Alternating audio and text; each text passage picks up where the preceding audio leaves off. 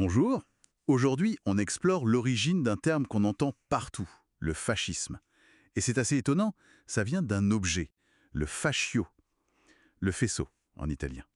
Oui, c'est ça. Et ce faisceau, un paquet de tiges avec une hache au milieu, c'était un symbole très ancien.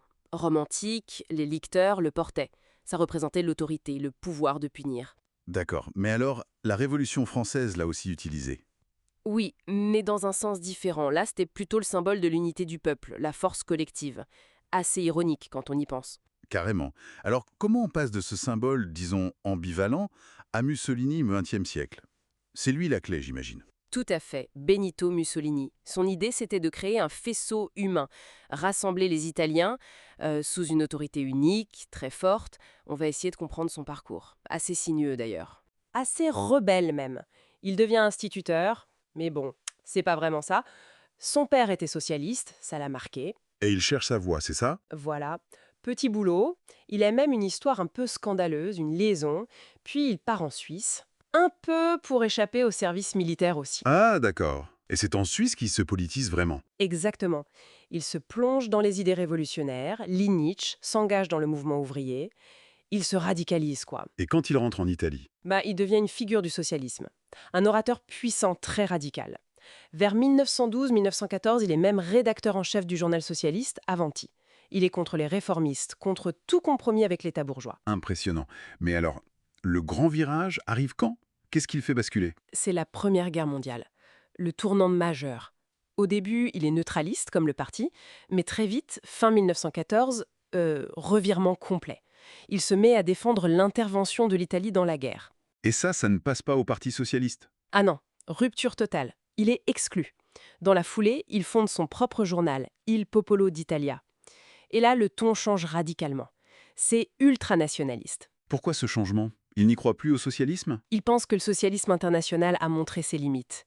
Et surtout, il voit la guerre comme une opportunité, une chance pour l'Italie de s'affirmer, de se forger une identité nationale forte.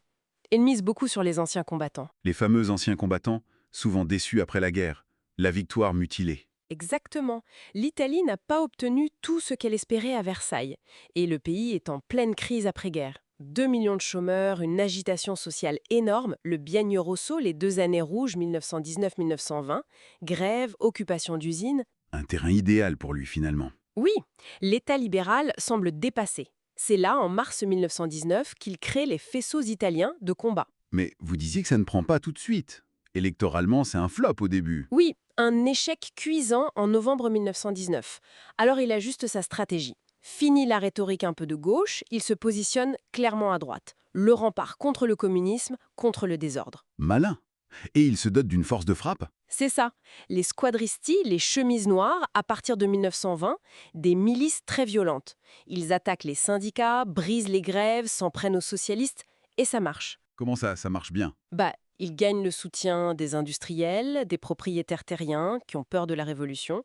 La police laisse souvent faire. Le mouvement grossit très très vite. La violence paie, politiquement. Malheureusement, oui. En mai 1921, ils ont déjà 35 députés fascistes au Parlement. Mussolini crée alors le Parti national fasciste en novembre. Puis vient le coup de force. La marche sur Rome en octobre 1922. C'est un vrai coup d'État. Pas tout à fait un coup d'État classique, mais une énorme pression. Ils occupent des points stratégiques. Le roi, Victor Emmanuel III, a peur d'une guerre civile. Il refuse de signer l'état de siège que lui propose son Premier ministre. Et il nomme Mussolini à la place. Incroyable. Et une fois Premier ministre, il installe la dictature. Progressivement, mais méthodiquement. D'abord, il crée une milice officielle, qui est en fait l'armée du parti. Puis, il fait passer la loi Acerbo, une loi électorale qui donne une prime énorme aux partis arrivés en tête. Ce qui assure leur victoire écrasante aux élections de 1924. Exactement. Mais des élections marquées par la violence, l'intimidation. Et c'est là qu'arrive l'affaire Mazzarotti. Ah oui, le député socialiste assassiné. Ça a dû secouer le régime, hein. Énormément. Giacomo Matteotti dénonce les fraudes à la tribune. Il est enlevé, tué en juin 1924. C'est une crise majeure. L'opposition est indignée, quitte le Parlement, la sécession aventinienne. Mussolini est vraiment fragilisé. Mais il s'en sort. Oui, grâce au soutien du roi, encore une fois, et aux divisions de l'opposition. Et là, il fait un coup politique terrible. C'est-à-dire? En janvier 1925, il fait un discours célèbre où il assume tout. Il dit en substance « Si le fascisme est une association de malfaiteurs, alors j'en suis le chef ». C'est la rupture assumée. Le basculement définitif vers la dictature. Voilà, entre 1925 et 1926, c'est l'adoption des lois fascistissimes, Fonds des libertés, parti unique, syndicats fascistes obligatoires, interdiction du droit de grève, contrôle de la presse, police politique secrète l'OVRA, un tribunal spécial. La totale. Encadrement complet de la société. Et les lois raciales arrivent plus tard. Oui, en 1938. L'alignement sur l'Allemagne nazie se précise. Ce qui mène à l'alliance avec Hitler et l'entrée en guerre en 1940. Une catastrophe pour l'Italie. Une catastrophe annoncée. L'armée n'est pas prête. Les défaites s'accumulent en France, en Afrique du Nord, en Grèce. Le mécontentement grandit, même dans les rangs fascistes, jusqu'au débarquement allié en Sicile en juillet 1943. C'est coup de grâce, le Grand Conseil fasciste, l'organe suprême du parti, se retourne contre Mussolini et vote sa destitution.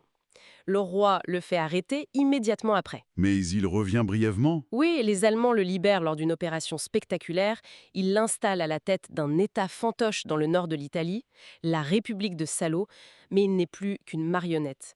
La répression y est féroce d'ailleurs. Et la fin est tragique. Capturé par des partisans italiens en avril 1945, alors qu'il essaye de fuir en Suisse avec sa maîtresse, Clara Petacci, ils sont exécutés et leur corps exposé à Milan. Quel parcours!